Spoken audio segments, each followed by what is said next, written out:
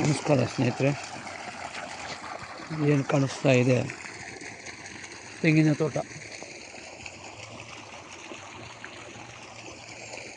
1.5 ಎಕರೆ.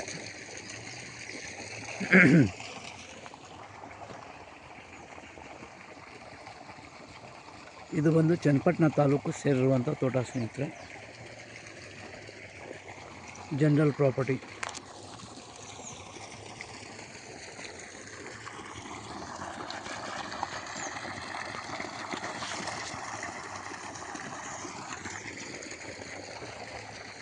Road ಬಿಡ್ತು, ಮಣ್ road ಇರುವಂಥ ತೋಟ ಇದು.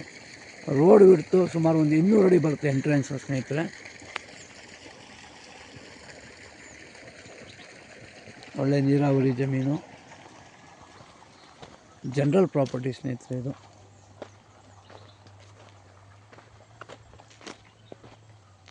ಒಂದು ರನ್ನಿಂಗ್ ಬೋರ್ವೆಲ್ ಇದೆ. ಊರಿನ ಮಧ್ಯೆ ಇರುವಂಥ ಜಾಗ. ಚನ್ನಪಟ್ಟಣದಿಂದ ಕೇವಲ 16 ಕಿಲೋಮೀಟ್ರ್ ಆಗುತ್ತೆ. ಚನ್ನಪಟ್ಟಣ ಸಾತ್ನೂರು ಸರ್ಕಲಿಂದ.